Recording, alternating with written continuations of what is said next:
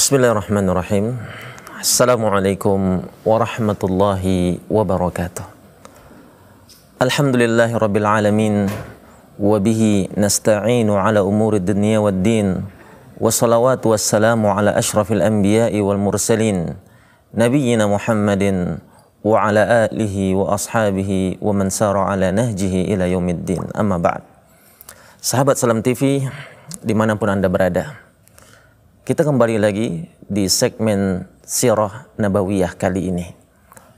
Dan pembahasan kali ini kita akan membahas terkait dengan bagaimana perjalanan dakwah Nabi Shallallahu Alaihi Wasallam dalam periode dakwah secara terang-terangan.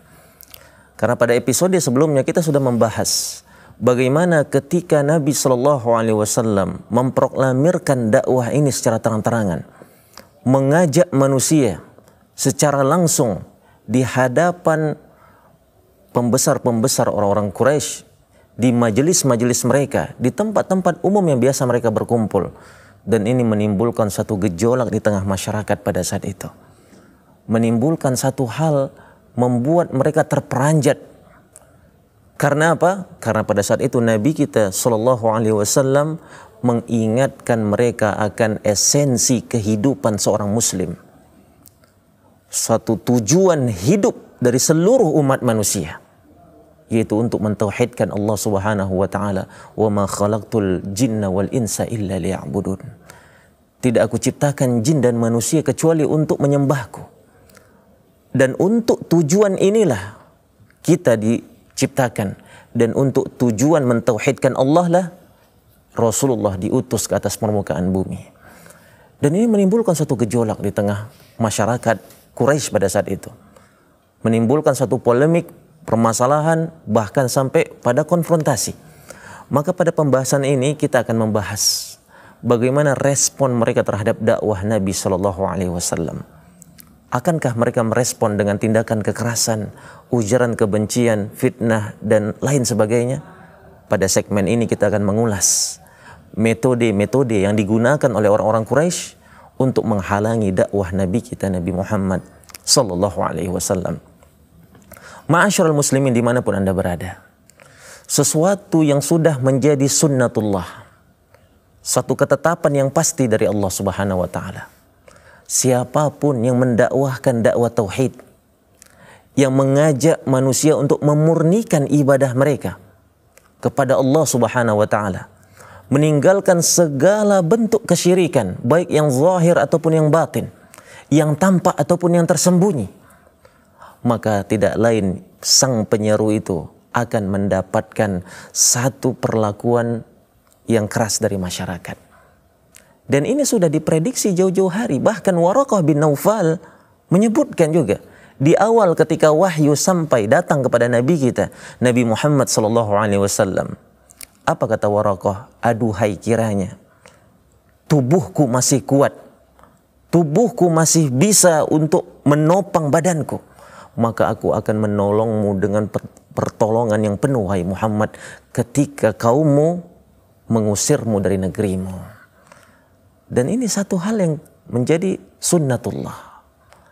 Dan Rasulullah mendapatkan hal seperti ini di awal-awal fase dakwah beliau. Apa yang dilakukan oleh orang-orang Quraisy? Metode apa yang mereka gunakan untuk menghalangi, memblokade dakwah dari Nabi kita ini?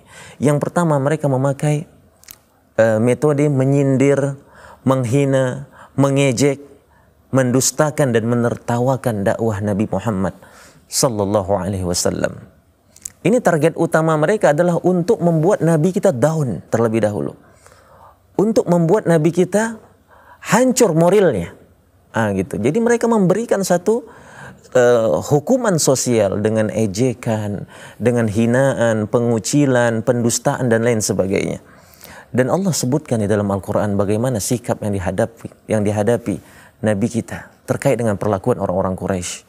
Dalam surah Al-Hijr ayat 6, Allah Subhanahu wa taala berfirman, "Wa qalu ya ayyuhalladzi nuzzila 'alaihi dzikru innaka lamajnun."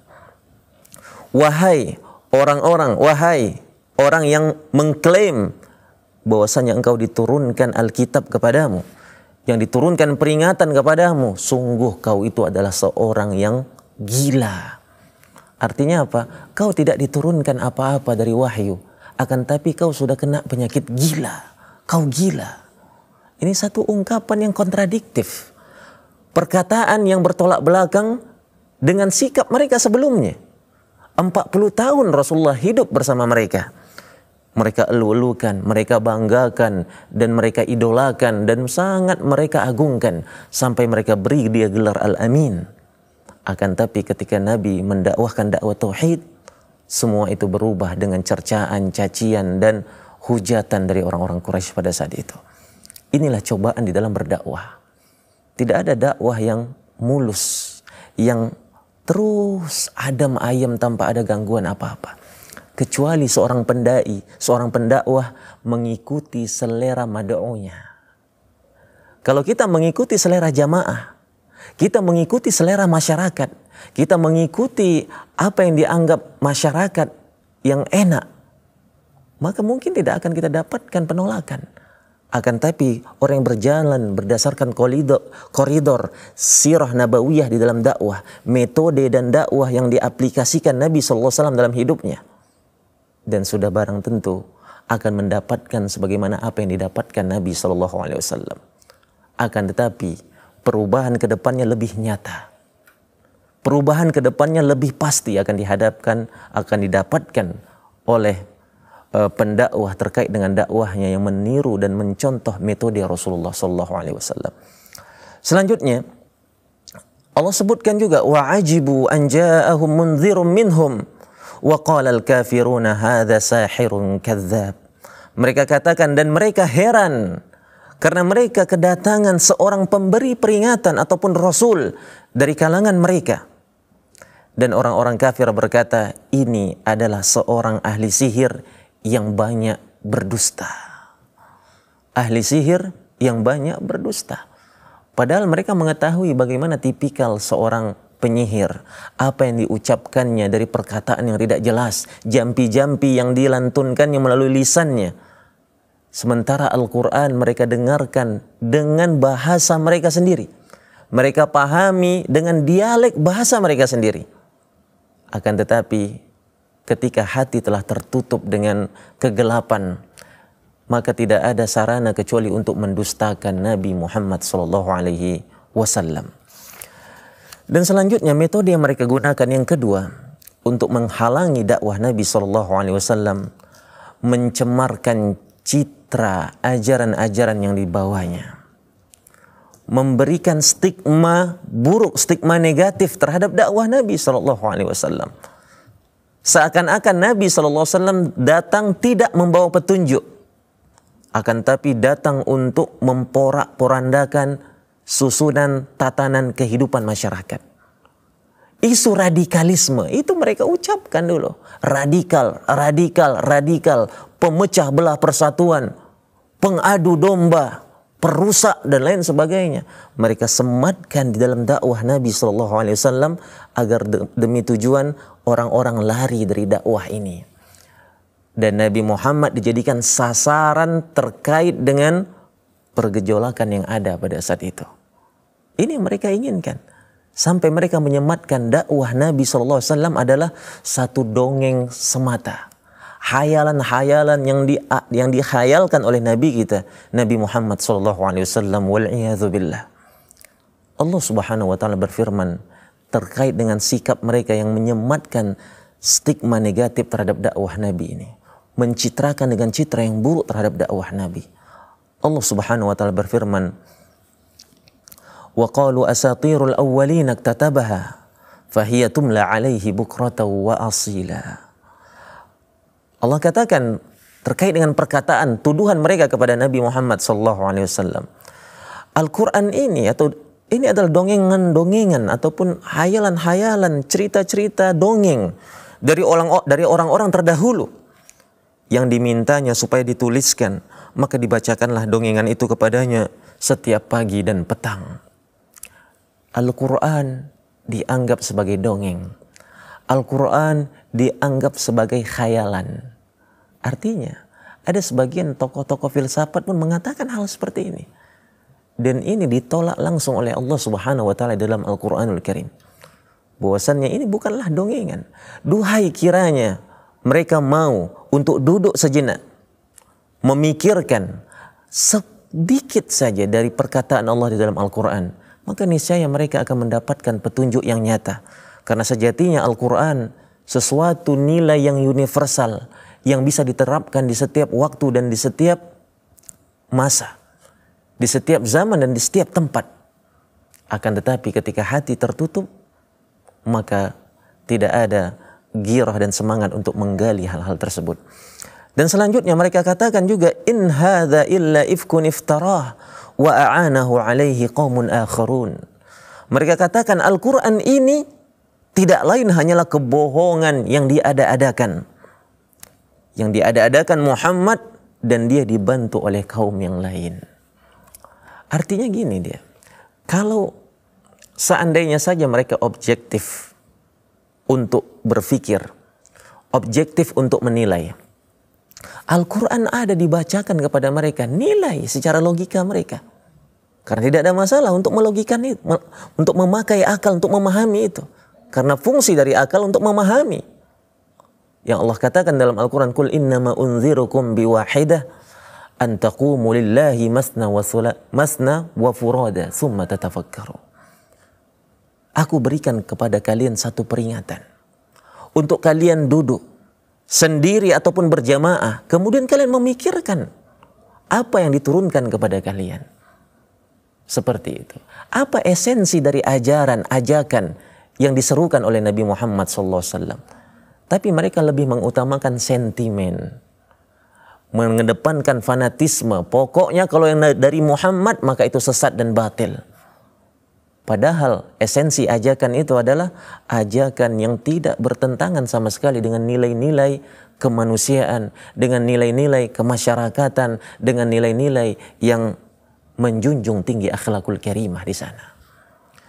Dan di antara mereka ada yang menyatakan bahwasanya Nabi SAW tidak lain tidak bukan adalah seorang yang berdusta atas nama Allah. Di mana mereka katakan, "Ma li hadzal rasul ya'kulu at-ta'ama wa yamshi fil aswaq."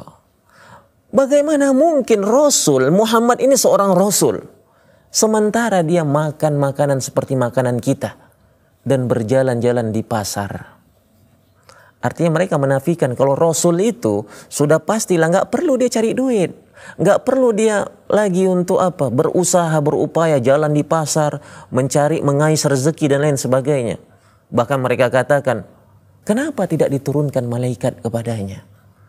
Atau diturunkan pembendaharaan langit, atau dibukakan dunia yang penuh dengan harta untuk dirinya.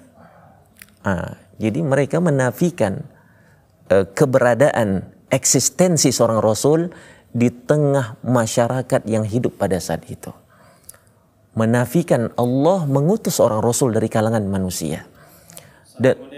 Dan ini Allah bantah. Apa kata Allah?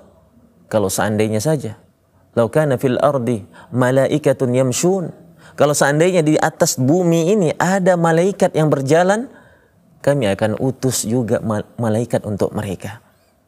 Karena sejatinya manusia, Rasul untuk mereka adalah manusia. Kalau seandainya malaikat yang turun, maka mereka akan lebih keras lagi untuk mendustakan.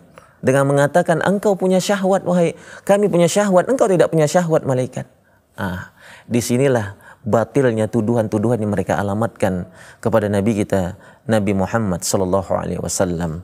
Kemudian apa langkah-langkah yang mereka lakukan lagi? Dan bagaimana bentuk penindasan yang mereka lakukan terhadap kaum muslimin di Makkah pada saat itu? Dan jangan kemana-mana, ma'asyiral muslimin, pemirsa Salam TV semuanya, akan kita lanjutkan setelah pesan-pesan yang berikut ini.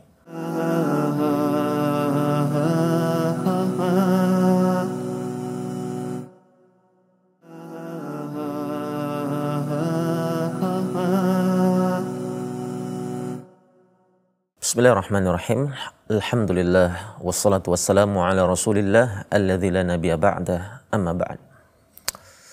Ma'asyiral muslimin, sahabat Salam TV dimanapun Anda berada.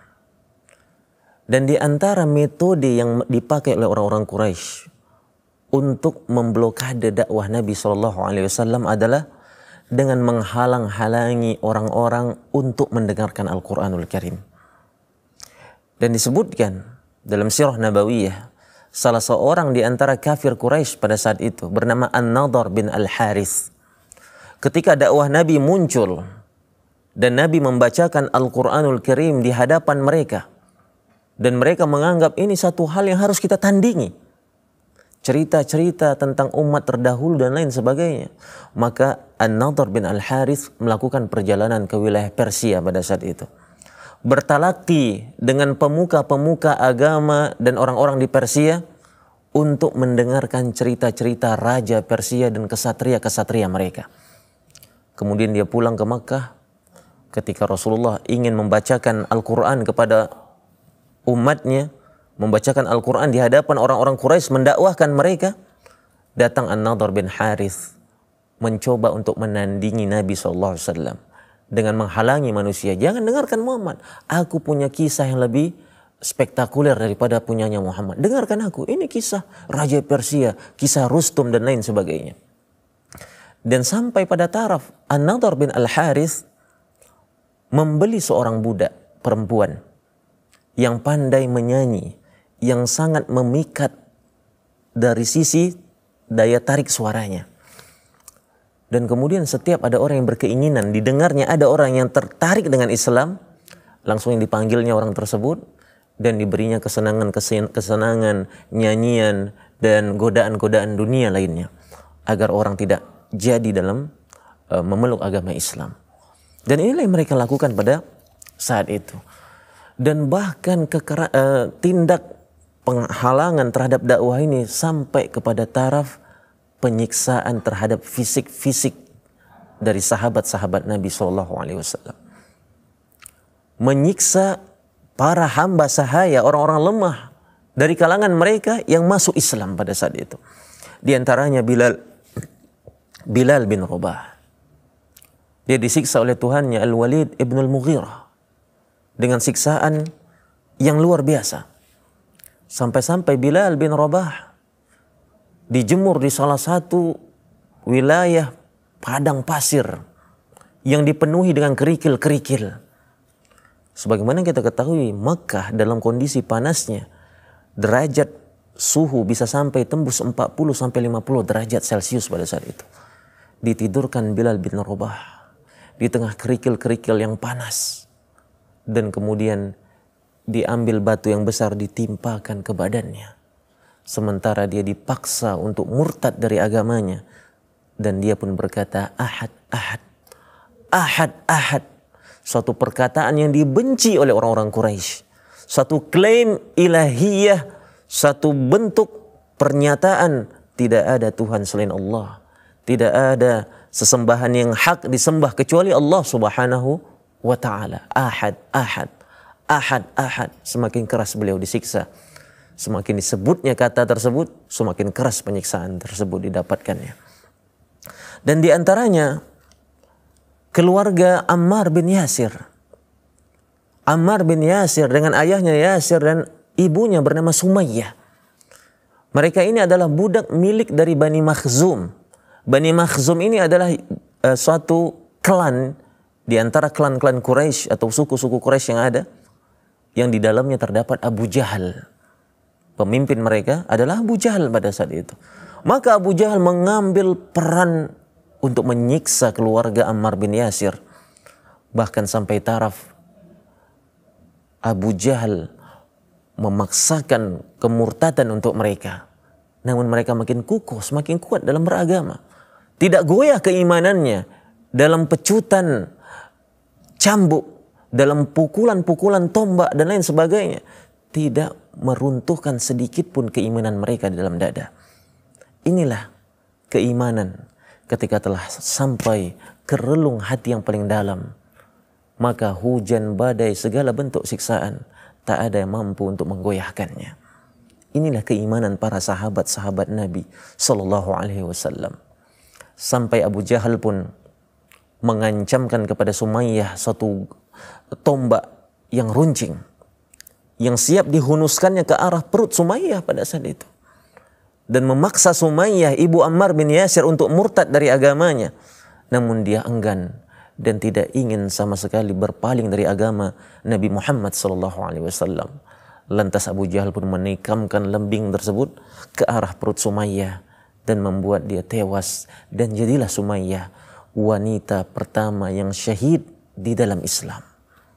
Dan tidak berhenti penyiksaan tersebut sampai kepada Ammar bin Yasir dan ayahnya juga. Tindakan penindasan dan lain sebagainya mengantarkan Ammar pada posisi yang sangat terpojok pada saat itu. Ketika penyiksaan semakin kuat dan dia dipaksa untuk murtad tanpa sadar karena kerasnya bentuk penyiksaan itu, dia pun mengakui bahwasanya dia telah keluar dari agama Nabi Muhammad secara lisannya, tapi hatinya masih menyimpan keimanan dalam hatinya. Dan seketika itu berhentilah penyiksaan tersebut. Dan menangislah Ammar bin Yasir terhadap apa yang diucapkannya tadi. Dan dia pun datang kepada Nabi Muhammad SAW mengabarkan apa yang terjadi. Lantas Allah turunkan ayat di dalam Al-Quran, illa man ukriha wa qalbuhu mutmainnun bil iman. Tidak ada masalah bagi orang yang diintimidasi, disiksa, dan dia mengucapkan kata-kata kekufuran, sementara hati dia tentram dengan keimanan. Dan begitu juga dihadapi oleh Suhaib bin Sinan Ar-Rumi. Disiksa hingga kehilangan ingatan dan tidak menyadari apa-apa yang dibicarakannya sendiri. Dan beginilah yang dihadapi oleh sahabat-sahabat Nabi SAW. Bilal bin Rabah, Amir bin Fuhairah dan lain sebagainya. Dan kemudian bentuk penyiksaan ini disaksikan oleh mata kepala Rasulullah sendiri pada saat itu. Akan tapi Rasulullah tidak memiliki kekuatan. Karena beliau seorang diri menghadapi kaum yang banyak. Maka pada saat itu Rasulullah melewati Ammar bin Yasir beserta keluarganya. Dan Rasulullah berkata, sabran ala Yasir. Bersabarlah wahai keluarga Yasir. Inna maw'idakumul jannah. Sesungguhnya sesuatu yang dijanjikan untuk kalian adalah surga. Dan Rasulullah menceritakan hal ini kepada Abu Bakar. Bagaimana penyiksaan yang didapatkan Bilal, bagaimana penyiksaan yang didapatkan oleh Amir bin Fuhairah dan yang lainnya. Dan Abu Bakar sebagai seorang saudagar mengambil perannya untuk menolong agama Allah dengan hartanya. Lantas dia pulang ke rumah, mengambil berpeti-peti perak dan kemudian mendatangi Tuan Bilal bin Rabah. Menawarkan untuk menjual Bilal bin Rabah agar dibeli oleh Abu Bakar As-Siddiq. Dan disepakatilah oleh tuannya dan Abu Bakar memerdekakannya. Abu Bakar membelinya lantas memerdekakannya. Begitu juga Amir bin Fuhairah dibeli oleh Abu Bakar dan dimerdekakannya. Sampai pada taraf ayah dari Abu Bakar berkata, wahai anakku, sekiranya engkau memerdekakan budak yang kuat, sekiranya engkau memerdekakan seorang budak yang mampu menjadi backingmu, jangan yang lemah-lemah, nak. Pilih budak-budak yang kuat. Akan tetapi Abu Bakar As-Siddiq tidaklah memerdekakan untuk dirinya sendiri. Bukan tujuannya untuk mendapatkan pertolongan, perlindungan dari mantan-mantan budak yang dimerdekakannya. Tidak lain, tidak bukan. Tujuannya adalah untuk mengharapkan ridho Allah Subhanahu wa taala. Allah sebutkan dalam Al-Qur'an, "Wa sayujannabuhal atqa." Akan kami jauhi neraka untuk orang-orang yang bertakwa. Alladzi yu'ti malahu yatazakka. Yang memberikan hartanya untuk mensucikan dirinya. Mengeluarkan hartanya, berinfak, bersedekah bukan untuk pujian, bukan untuk mendapatkan satu pertolongan dari orang-orang, tidak. Tidak pula imbalan dari orang lain yang diharapkannya. Alladzi yu'ti malahu yatazakka. Wa ma li ahadin 'indahu min ni'matin tujza. Karena tidak ada satupun yang diharapkannya dari manusia. Balasan apa-apa tidak diharapkannya dari orang-orang. Illa batigha'a wajhi rabbihil a'la. Kecuali untuk mendapatkan rahmat dan ampunan dari Rabbnya. Kemudian Allah katakan di dalam Al-Quran, dan dia akan mendapatkannya. Dan Abu Bakar pun akan mendapatkan hal itu. Dan inilah keutamaan dari sahabat Nabi Abu Bakar As-Siddiq. Dan kemudian ma'asyarul muslimin rahimani wa rahimakumullah. Di antara sahabat Nabi SAW yang mendapatkan siksa yang keras ini adalah Khabbab bin Arad. Khabbab bin Arad adalah budak milik Ummi Ammar binti Siba al-Khuza'iyah. Disiksa oleh kaum musyrikin dengan siksaan-siksaan. Rambutnya dijambak dengan sangat keras. Lehernya mereka tarik dengan kasar. Lalu melemparkannya ke dalam api yang membara. Kemudian dalam kondisi demikian, jasadnya mereka tarik-tarik. Sehingga api itu terpadamkan oleh lemak yang meleleh dari punggungnya. Khabbab bin Arad. Sampai Umar bin Khattab tidak sanggup untuk melihat punggung dari Khabbab bin Arad. Pernah suatu kali di masa kekhilafahan Umar bin Khattab. Umar bin Khattab, beliau menanyakan siapakah orang yang paling keras disiksa ketika di Makkah. Orang menyebut fulan. Maka Khabbab tidak banyak cerita. Diperlihatkannya punggung yang telah melepuh. Yang sampai tulang rusuknya pun kelihatan. Karena api yang membara. Itu dipanaskan bara api. Dan kemudian Khabbab ditidurkan di bara api tersebut. Sampai bara api itu padam. Bukan karena disiram oleh air, akan tetapi lemak dari tubuh Khabbab bin Arad yang meleleh ke api tersebut, yang membuat badannya pun sebagian dagingnya hancur. Dan dipersaksikan oleh Umar bin Khattab. Apa yang terjadi di antara para sahabat Nabi SAW. Saking kerasnya penyiksaan itu didapatkan oleh para sahabat. Di antara mereka ada yang datang kepada Nabi SAW. Datang ke hadapan Nabi SAW. Dan berkata, ya Rasulullah, ala tastansiru lana. Ya Rasulullah, tidakkah engkau memohon perlindungan, memohon bala bantuan untuk kami? Tidakkah engkau berdoa kepada Allah untuk memintakan pertolongan secepatnya kepada kami? Kemudian Nabi SAW bersabda, sesungguhnya telah terdapat umat-umat sebelum kalian. Mereka disiksa, mereka diazab, bahkan di antara mereka ada yang dibelah dengan gergaji. Akan tetapi sama sekali tidak menggeser keimanan mereka sedikit pun. Dan demi Allah, Allah akan menolong agama ini sampai pada taraf seorang pengembala, seorang musafir pergi dari Sana'a sampai ke Hadramaut. Dan tidak ada yang ditakutinya kecuali Allah dan kemudian serigala yang akan menerkam domba-dombanya. Itu saja yang ditakutinya. Akan tiba saatnya keamanan akan datang. Agama ini akan dimenangkan. Akan tapi kalian jangan terburu-buru. Innakum qaumun tasta'jilun. Jangan kalian terburu-buru dalam hal ini. Jangan kalian anggap ini satu hal akhir dalam babak perjalanan dakwah kita. Kita akan dimenangkan oleh Allah Subhanahu wa Ta'ala. Kita akan dimenangkan. Dan jangan kemana-mana, pemirsa Salam TV, tetap bersama kami dalam segmen Sirah Nabawiyah setelah pesan-pesan berikut ini.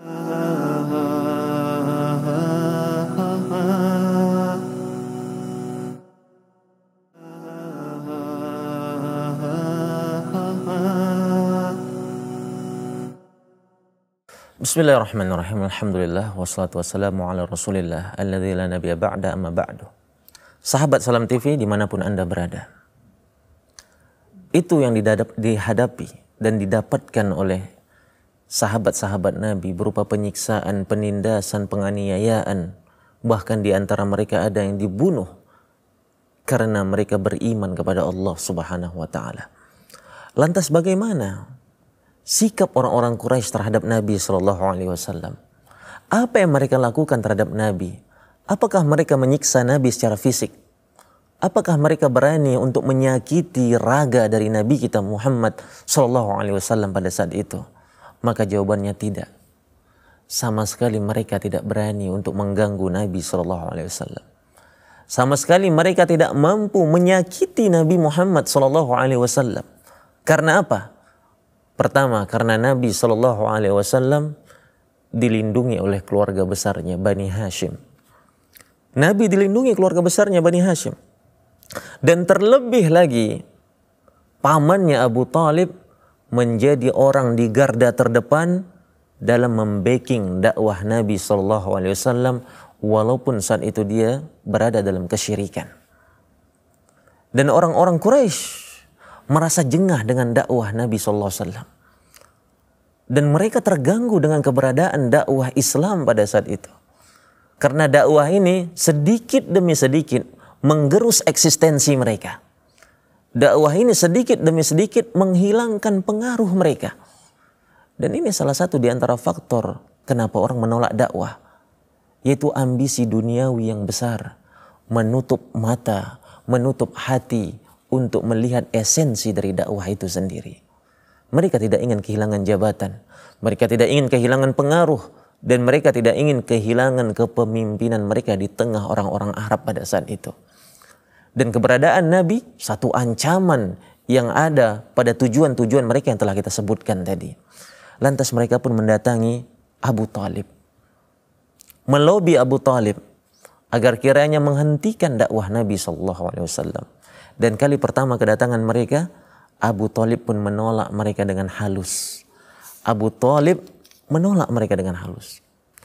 Dan kemudian kaum Quraisy pun tidak mendapatkan apa-apa dari upaya pelobian terhadap Abu Talib untuk menasehati Rasulullah menghentikan dakwahnya. Dan ketika tidak mendapatkan respon apa-apa dari Abu Talib, dan Rasulullah tetap berdakwah dan menyebarkan pengaruhnya, dan sedikit demi sedikit, perlahan tapi pasti orang-orang Quraisy masuk ke dalam agama Islam. Kemudian apa yang dilakukan oleh orang-orang Quraisy? Lantas mereka mengirim kali kedua utusan kepada Abu Talib. Kali ini satu putusan yang mengandung ancaman. Ancaman ultimatum yang keras yang mereka alamatkan kepada Abu Talib. Wahai Abu Talib, demi Allah, sesungguhnya kami tidak sabar lagi atas perbuatan apa yang dilakukan oleh kemanakanmu yang menganggap peribadatan kami batil, yang menganggap Tuhan-Tuhan kami adalah Tuhan yang sesat, dan apa yang kami kerjakan dan apa yang dilakukan oleh nenek moyang kami adalah kebatilan. Kami tidak sabar dengan hal ini. Kami tidak mampu untuk menahan diri kami ini. Kalau kau tidak mampu membereskan keponakanmu, kami yang akan membereskannya. Maka setelah itu, apa yang terjadi? Ancaman ini dirasakan berat oleh Abu Talib pada saat itu. Sangat berat dirasakan oleh Abu Talib. Karenanya, dia menyongsong Rasulullah SAW seraya berkata kepadanya, wahai keponakanku, sesungguhnya kaummu telah mendatangiku dan mengatakan ini dan begini dan begitu kepadaku. Maka kasihanilah aku, wahai nak. Kasihani diriku, kasihanilah dirimu, kata Abu Talib. Janganlah engkau membebaniku dengan sesuatu yang tak mampu aku lakukan. Karena apa? Abu Talib merasa tidak berdaya kalau seandainya dia harus berperang melawan seluruh orang-orang Quraisy yang ada. Maka dikatakannya kepada Nabi SAW, kasihanilah nak diriku nak. Kasihanilah dirimu. Sudahlah. Sudahilah dakwah ini. Lantas Rasulullah mengira bahwasanya pamannya tidak mau lagi untuk membackingnya. Rasulullah mengira pamannya sudah berlepas tangan, tidak mau lagi membackup dakwah Nabi SAW.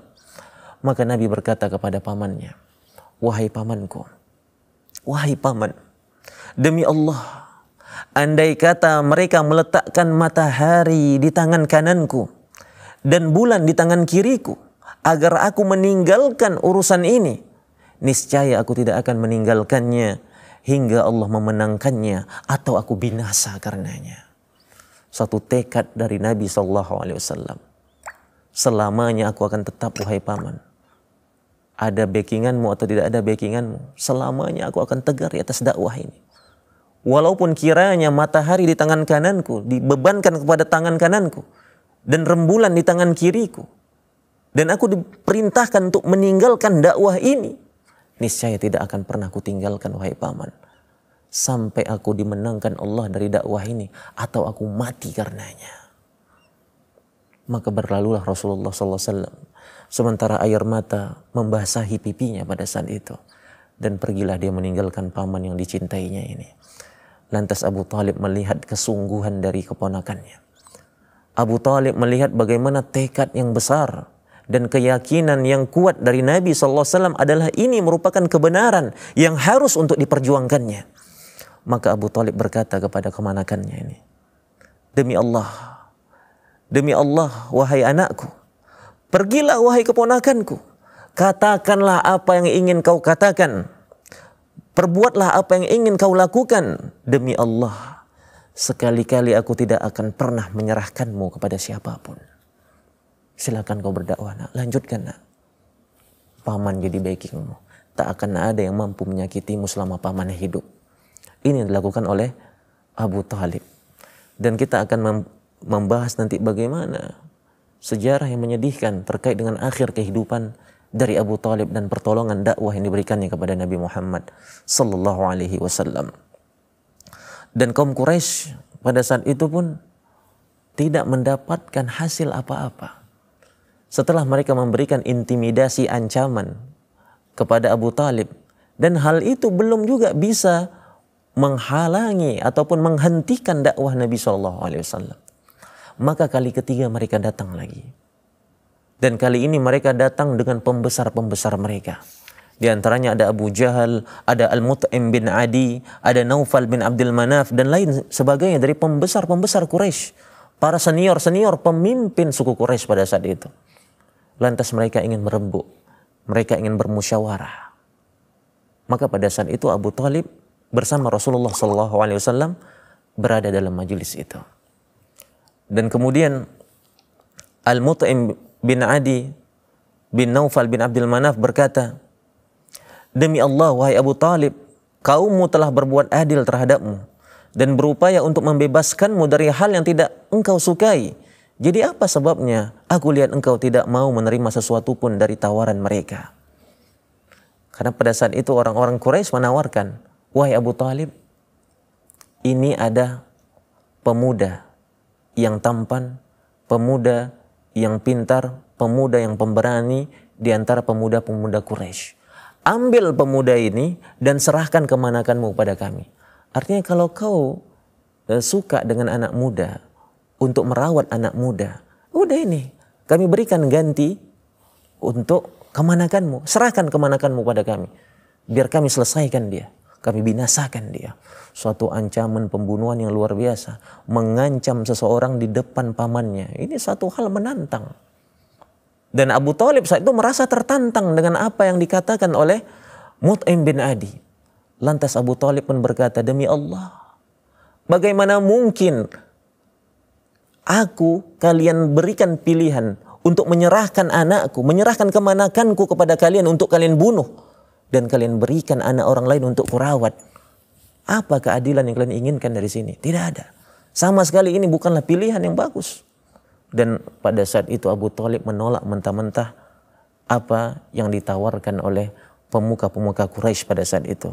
Jadi manakala orang-orang Quraisy gagal dalam perundingan tersebut dan tidak berhasil memujuk Abu Talib untuk mencegah Rasulullah untuk menghentikan dakwahnya, maka mereka pun memutuskan untuk memilih langkah yang sebelumnya telah mereka upayakan, yaitu apa? Yaitu dengan cara mencelakakan Rasulullah SAW dengan cara lisan, dengan cara verbal dan lain sebagainya. Dan apa yang terjadi pada saat itu? Dan Rasulullah pun mendapatkan berbagai bentuk pelecehan verbal dari kalangan orang-orang Quraisy, penghinaan, pencemaran nama baik, dan kemudian hal-hal yang mereka lakukan yaitu dengan menyusahkan hati Nabi SAW. Pada saat itu beliau memiliki anak perempuan, di antaranya Zainab, ada Ruqayyah, ada Ummu Kulthum, ada Fatimah. Di antara mereka yang telah berumah tangga adalah Ruqayyah dan Ummu Kulthum. Ruqayyah dan Ummu Kulthum. Dia menikah dengan Utbah bin Utaybah, Utbah dan Utaybah. Ini adalah putra dari Abu Lahab. Putra dari Abu Lahab. Maka serta-merta orang Quraisy mendesak Abu Lahab. Wahai Abu Lahab, perintahkan kepada anak laki-lakimu untuk menceraikan anak-anaknya si Muhammad nih. Pulangkan mereka ke si Muhammad. Agar kiranya Muhammad menjadi sibuk pikirannya dengan anaknya yang telah menjadi janda. Maka benar, itu dilakukan oleh Abu Lahab. Dan kedua anak Abu Lahab tadi menceraikan istri-istri mereka dari anak-anak Rasulullah SAW. Dan Rasulullah malah berbahagia dengan kedatangan anaknya. Dan berbahagia dengan keputusan yang dibuat oleh Abu Lahab. Karena pada saat itu terlepaslah belenggu-belenggu kesyirikan dari leher anak-anak Nabi SAW. Maka kembalilah Ruqayyah dan Ummu Kulthum ke rumah Nabi SAW. Dan di antaranya yang mereka lakukan adalah menyebarkan duri-duri di setiap jalan yang dilalui oleh Nabi SAW. Menebarkan duri-duri.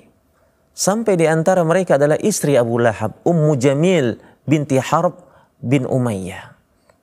Saudara perempuan dari Abu Sufyan. Jadi apa yang dilakukannya? Disebarkannya duri di depan rumah Nabi SAW. Pada tiap hari, pada tiap waktu. Sampai Nabi SAW marah kepada mereka. Artinya apa? Bagaimana kalian bertetangga? Beginikah kalian bertetangga? Dan Nabi menegur mereka akan hal itu pada saat itu. Tapi mereka terus melakukan hal-hal yang menyakiti Nabi SAW. Sampai turunlah satu ayat di dalam Al-Quran yang dimana menyebutkan wa mar'atuhu hammalatal hatab fi jidha hablum min masad. Istri dari Abu Lahab adalah perempuan yang gemar membawa kayu bakar. Artinya apa? Lisannya penuh dengan ujaran-ujaran fitnah dan kebencian, propaganda dan adu domba yang disebarkannya untuk memburukkan citra Nabi Muhammad SAW. Dan dicaplah dia sebagai seorang wanita yang akan dilahap oleh api neraka. Ma'asyiral muslimin rahimani wa rahimakumullah. Inilah sesi kali ini kita membahas bagaimana gejolak-gejolak dakwah dan tantangan-tantangan yang didapatkan oleh sahabat-sahabat Nabi SAW. Dan apa yang didapatkan oleh Nabi terkait dengan perlakuan-perlakuan buruk kaumnya. Terkait dengan dakwah yang ditanamkannya, dakwah yang disebarkannya di tengah kaumnya. Dan kemudian apa yang terjadi setelah ini dan bagaimana Rasulullah SAW menghadapi step by step, langkah demi langkah perjalanan dakwah beliau sampai pada taraf akhir dari periode Makkah. Maka ini akan kita bahas dan akan kita lanjutkan pada segmen-segmen berikutnya. Tetap bersama kami di segmen Sirah Nabawiyah di Salam TV. Subhanakallahumma wa bihamdika asyhadu an la ilaha illa anta astaghfiruka wa atubu ilaik. Assalamualaikum warahmatullahi wabarakatuh.